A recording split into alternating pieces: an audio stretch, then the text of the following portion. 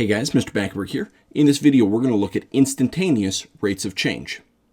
So as we're talking about the instantaneous rate of change of f with respect to x at a, that's just the derivative f prime of a. So we're going to do the limit of f of a plus h minus f of a all over h as h is approaching 0. And it's provided that that limit actually exists. So here in this example, we're going to find the rate of change of the area of a circle with respect to its radius r. So we're going to be doing dA dr. Now we're going to have to think about the area formula for a circle. And we know that area of a circle is pi times the radius squared. So we're trying to differentiate that function. Now we could go through and do that whole big limit, or because I see this power on here, the power rule also applies.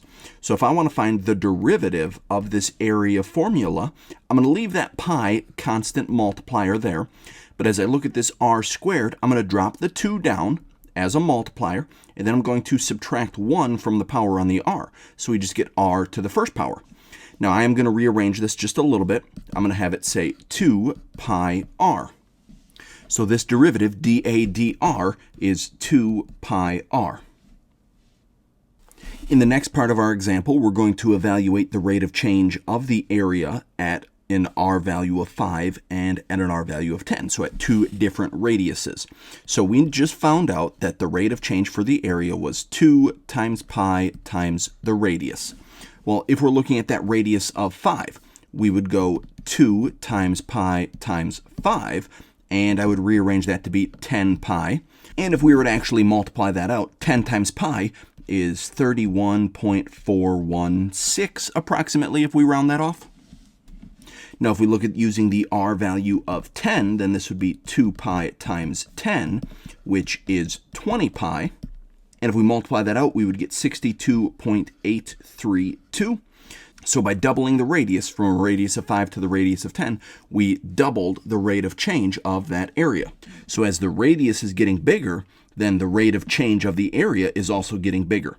So if we were to continue to make similar changes in our radius, that's going to result in an area that's increasing even faster because a longer radius is accounting for more area in the circle. Now, if the radius is being measured in inches and the area is being measured in square inches, the units that would be appropriate for dA dr, well, area is square inches, so the units would be square inches per inch of radius that we've got, since r is being measured in inches.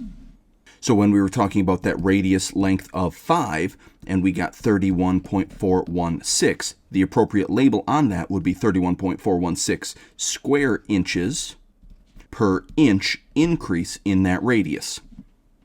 Or similarly, as we were talking about that 10-inch radius, we ended up getting 62.832. But again, that would be square inches per inch increase in the radius. That's going to be it for this video. Thanks for watching.